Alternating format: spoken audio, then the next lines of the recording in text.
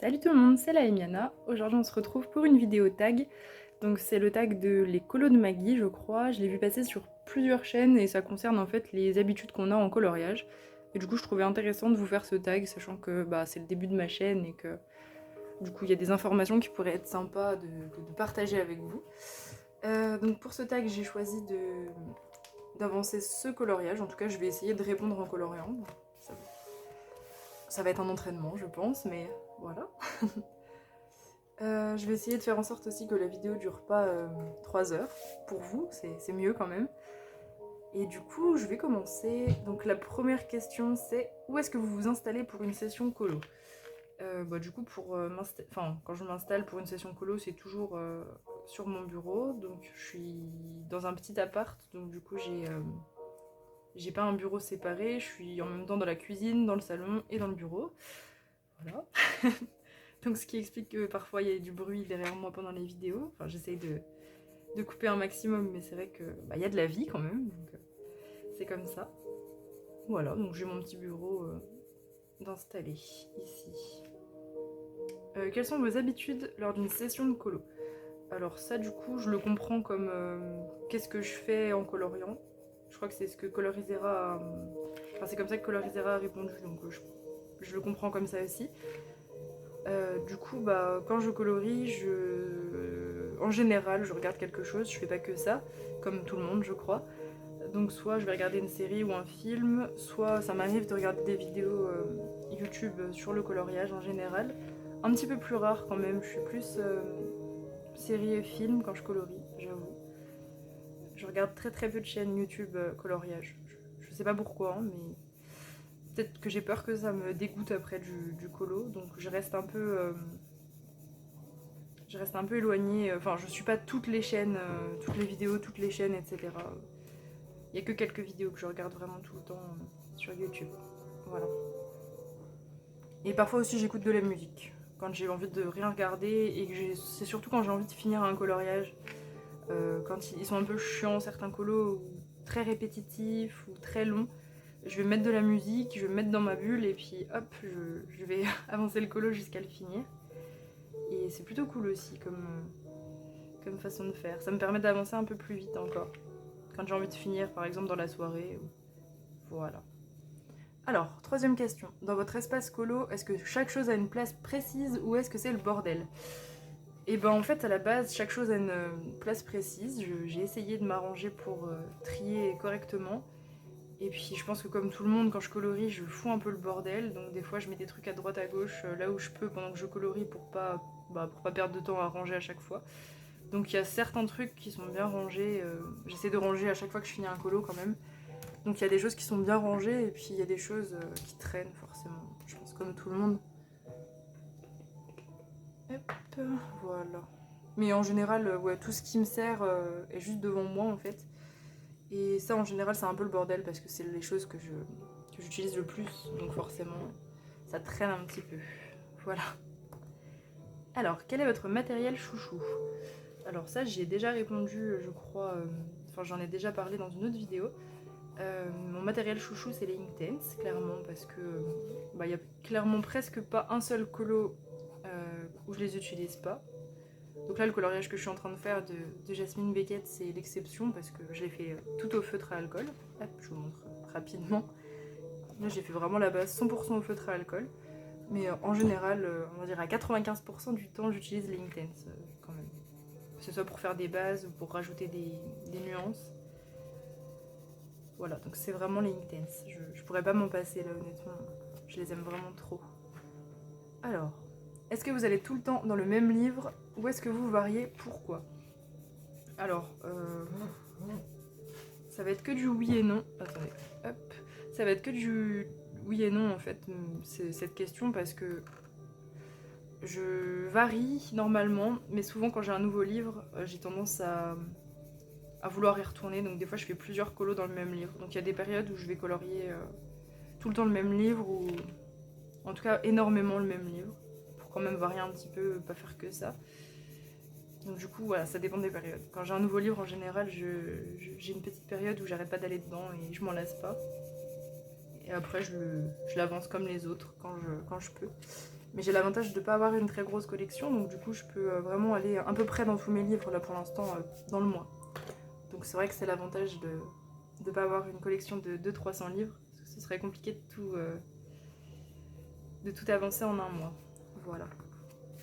Alors, 6. Montrez-nous votre livre de coloriage chouchou. Alors, je vous l'ai préparé. En ce moment, c'est celui-là, donc ça change tout le temps. Comme je vous l'avais dit dans ma première vidéo, c'est jamais le même. D'ailleurs, c'était pas le même dans ma première vidéo. Donc ça, c'est l'avant-dernier que j'ai reçu. Oui, je dis pas de bêtises. Voilà, donc je pense que vous le connaissez. Je vous montre pas forcément les colos tout de suite pour que... Enfin, vous les avez vus sur Insta, mais pas en détail, parce que sinon la vidéo des coloriages terminés n'aurait aucun intérêt. Du coup, voilà, c'est le Wild Winter. Je trouve qu'il est très poétique comme mythographique. Je dis pas que les autres le sont pas, mais je sais pas, celui-là, il y a une forme de dessin qui est vraiment sympathique, qui change un peu des autres. Et du coup, je l'aime vraiment bien. Donc je dirais qu'en ce moment c'est celui-là. Puis j'adore colorier aussi la neige, l'hiver et tout. Donc franchement, celui-là dès que je peux j'y retourne, clairement. J'adore. Voilà. Tac, je reprends mon crayon. Avez-vous pour habitude de noter vos combos? Alors pas du tout. J'ai essayé de le faire à une période parce que je voyais que tout le monde le faisait et du coup je me suis dit je vais essayer. Et en fait ça me convient pas du tout. Ça me fait perdre du temps entre guillemets, même si le coloriage c'est pas une course, attention. Mais je veux dire, on prend un temps fou à noter tous nos combos, même si j'ai pas beaucoup de gamme de crayons. On y passe quand même un temps pas négligeable. Et puis aussi, ça m'empêche en fait d'aller dans la créativité entre guillemets, parce que je vais avoir tendance à faire des ombres parfois avec des couleurs qui ont rien à voir. Par exemple, je vais faire, je sais pas, bah là par exemple, bon exemple, l'herbe, j'ai fait une base verte. Et en fait, elle était très foncée, ma base. Donc du coup, j'avais pas trop de crayon vert qui était assez foncé pour faire des petits brins d'herbe. Et du coup, je suis venue avec un crayon indigo. Il est où? Ouais, là, Dark Indigo, du coup, de Polychromos, que j'utilise énormément. Et en fait, il me sert, par exemple, à faire les verts très très foncés. Et ça passe super bien dessus. On dirait pas que c'est du bleu. Ça va super bien ensemble. Et j'ai tendance à faire ça. Pareil pour mes méduses, vous verrez dans mes coloriages terminés. C'est pareil, je fais par exemple une méduse bleue et je vais ombrer avec du rose. Et en fait, ce genre de choses, je pense que si je notais mes combos, et ben ça me bloquerait en fait. Je me dirais que je suis obligée, si je fais du bleu, de prendre un bleu foncé, un bleu intermédiaire, un bleu clair. Je sais qu'il y en a beaucoup qui font comme ça et c'est très joli. Mais moi, je sais que ça me bloquerait dans ma façon de faire. Je pourrais pas me dire, oh bah là, mon bleu, je vais l'ombrer avec du violet ou avec du jaune. Voilà, ça casserait un peu la créativité. Du coup, non, je ne note pas mes combos. Une longue explication, tout ça pour dire que je ne note pas mes combos. Voilà. Ensuite, avez-vous l'habitude de suivre un tracker pour voir l'avancée dans vos livres? Ouais, par contre, oui, donc j'utilise l'application Buddycolo. Donc voilà. Et très sympa, enfin moi j'aime bien suivre l'avancée parce que du coup, comme je vous ai dit, j'ai peu de livres. Donc c'est vrai que j'avance assez vite et je fais énormément de coloriage en un mois. Donc du coup j'avance vite et c'est vrai que j'aime bien, c'est agréable de voir les pourcentages, etc. Puis l'avantage avec Buddycolo, c'est qu'on peut mettre les photos des coloriages qu'on a terminés et ça permet d'être plus facile pour compter. Après, plus on a fait de colo dans un livre et plus c'est facile pour compter. Puis j'aime bien le petit côté satisfaisant. Quand je finis un colo, bah tac, je vais le mettre dans mon tracker et hop, et là il est vraiment fini. J'aime bien faire ça, c'est très très satisfaisant à faire. Voilà. Donc oui, tracker oui. Quelles sont les couleurs que vous utilisez le plus dans vos colos? Ah, bon, ça sera pas une grande surprise, je l'ai dit dans mes autres vidéos aussi. Je pense que c'est le gris, clairement. Bon là, j'ai pas vraiment l'exemple pour les polychromos, mais ils sont tous tout petits, mais je les ai rachetés il y a pas longtemps, les polychromos gris. Mais c'est vraiment le gris que j'utilise le plus. J'ombre énormément au gris. Quand je sais pas quoi mettre comme couleur, je mets du gris. Mes fonds, j'aime bien les faire gris, surtout à l'aquarelle. Et même avec l'aquarelle, du coup, pour rendre les couleurs un peu plus foncées, j'y mets tout le temps du noir ou du gris. Donc je dirais que c'est le gris. Même si c'est pas vraiment une couleur, mais voilà. Alors, j'ai perdu la ligne. À l'inverse, les couleurs que vous n'utilisez jamais. Et ben, il n'y a pas vraiment de couleurs que j'utilise jamais. En fait, j'utilise un peu toutes les couleurs dans mes colos, mais par contre, là où je vais avoir plus de difficultés, c'est les couleurs claires. donc n'importe quelle couleur, mais en faisant des combos, on va dire, assez clairs, c'est là où j'ai vraiment du mal. Parce que j'ai l'impression, en fait, quand je fais un combo clair, que le combo est... Enfin, le combo, oui, si. Le combo est pas terminé, que le dégradé, il pourrait être plus profond, et je vais toujours avoir tendance à foncer mes dégradés pour vraiment aller là où je veux aller sur le colo, on va dire. Mais du coup, j'ai vraiment du mal à faire des zones claires. Voilà. Pour vos fonds, quelle est votre méthode chouchou? Alors, pour mes fonds, je pense que c'est l'aquarelle, parce que c'est, je trouve, le moyen le plus rapide, en tout cas pour moi, de faire des fonds. J'aime pas trop, enfin j'aime bien les fonds au crayon, ça a un rendu magnifique, mais c'est très très long et ça abîme surtout le crayon. Et c'est vrai que dans un souci d'économie de crayon, j'évite de faire mes fonds avec. Ça m'arrive, mais c'est assez rare. Et le reste, bah, l'encre, j'en ai pas assez encore pour faire des fonds avec. Je manque de couleurs, faut que je vois pour en prendre d'autres, parce que c'est vrai que l'encre c'est super intéressant, ça fait des fonds magnifiques. Et après, je crois que j'ai que ça pour faire des fonds. Bah après, feutre à alcool quand ça s'y prête. Là par exemple, c'est du feutre à alcool, mais j'ai fait pour l'instant juste la base. Donc après, je viendrai au crayon faire des ombres, je pense.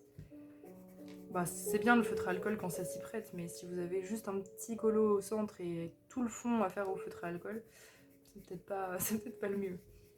Sans faire de traces, je pense que c'est compliqué. Du coup, ouais, je pense que c'est l'aquarelle, franchement. Quand le livre s'y prête, hein, parce que papier Amazon, j'évite. Mais ouais, quand le livre s'y prête, aquarelle. En plus, on peut faire des effets, des mélanges. Et c'est vraiment... J'aime bien le rendu, c'est vraiment joli.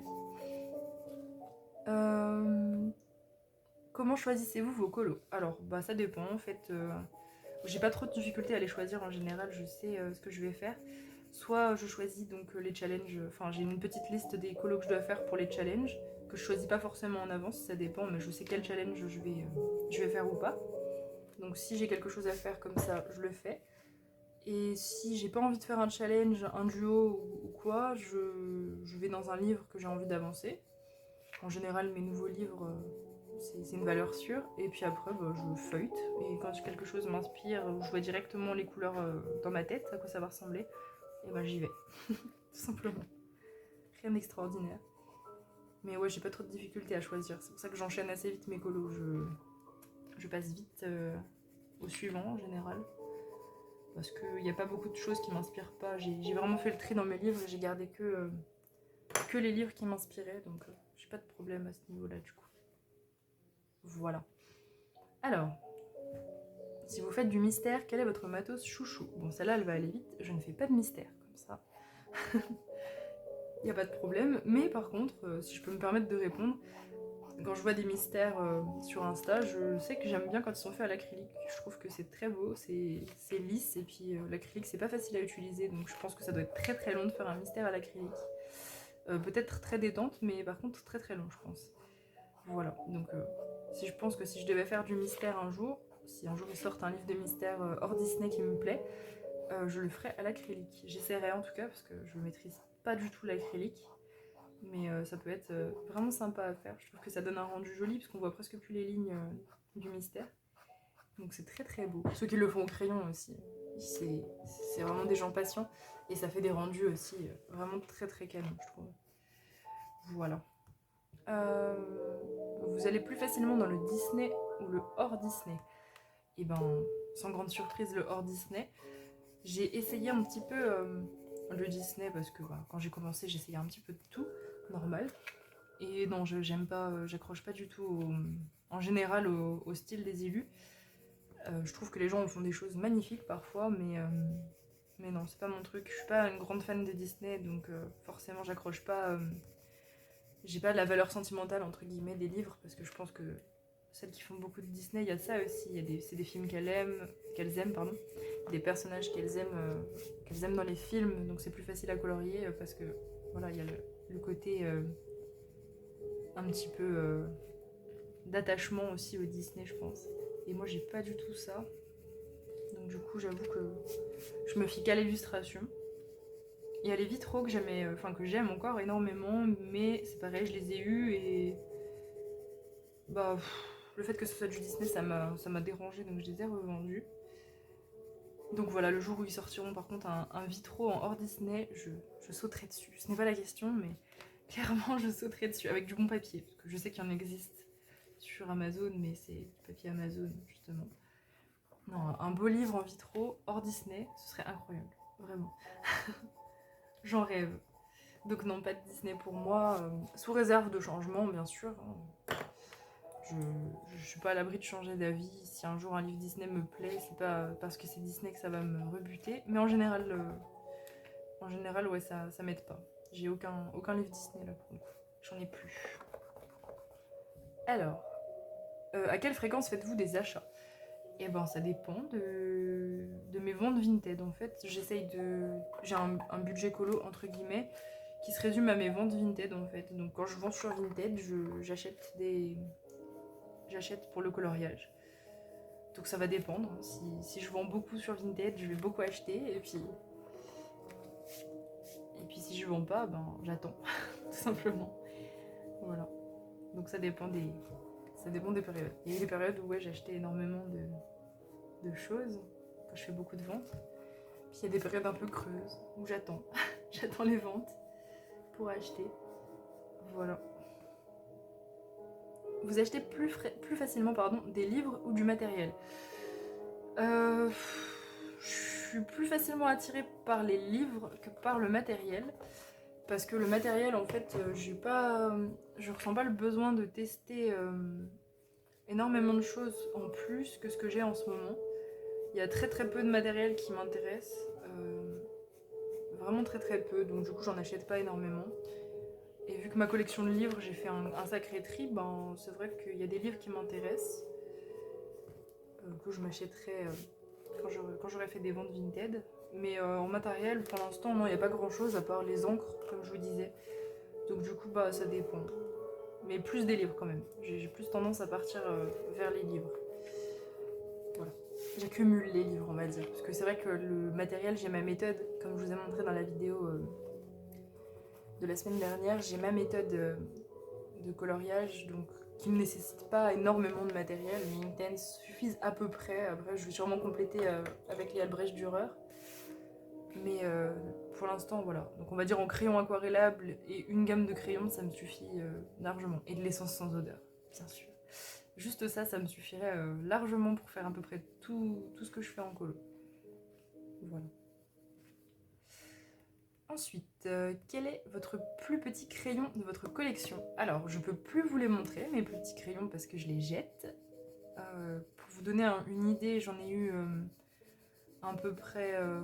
j'ai dû en finir au moins, je pense, 15, peut-être 15 polychromos, voire 20 même.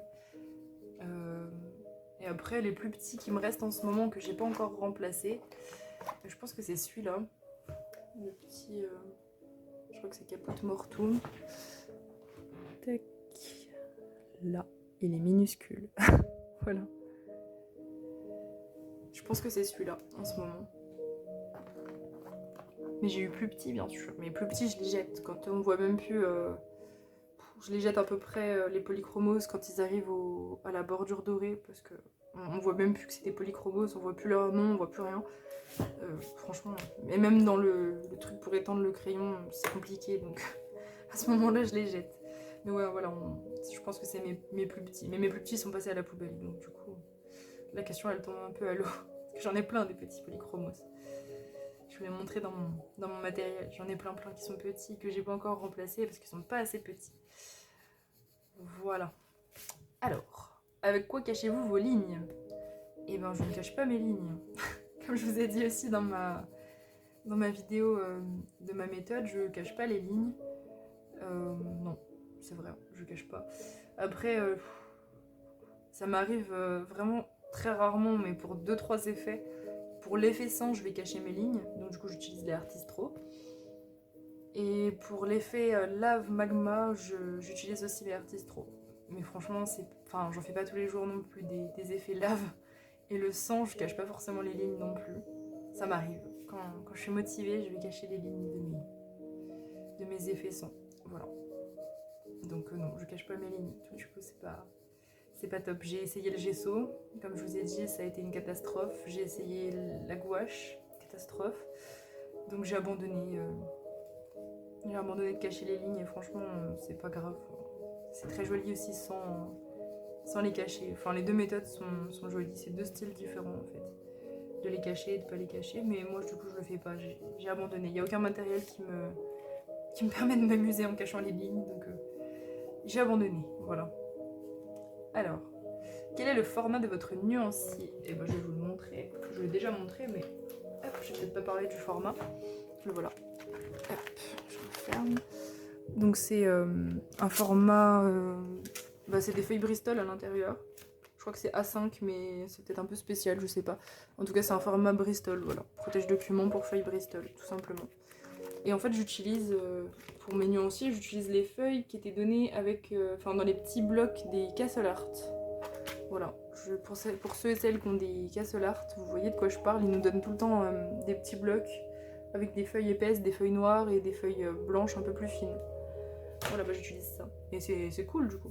Et j'ai réussi à trouver le protège document sur Amazon. J'ai un peu galéré à trouver parce que en format Bristol, dans les magasins, il n'y en a pas. Mais du coup, j'utilise ça et ça me va. Comme ça, si je salis la feuille de nuancier, je peux la refaire. Et ça me va comme ça. De toute façon, j'utilise très très peu le nuancier. Donc. À part pour les feutres. Mais j'utilise assez peu. Mais bon, il est là. Si jamais j'en ai besoin, il est là. Alors, on arrive à la fin du tag, ça va, j'ai été assez vite quand même, je pense. De quelle façon faites-vous vos dégradés? Et ben, je vous l'ai montré dans ma vidéo du coup de comment je colorie. Donc, vous le voyez depuis tout à l'heure aussi, hein, comme je fais.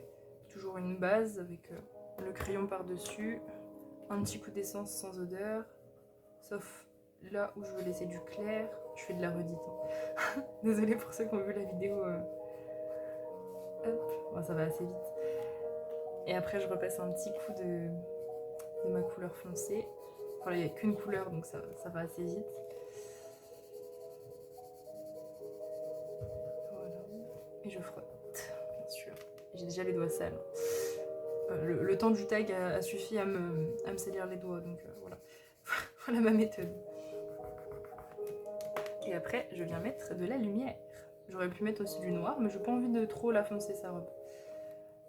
Le fond du colo, il est déjà très très foncé, alors j'ai pas envie de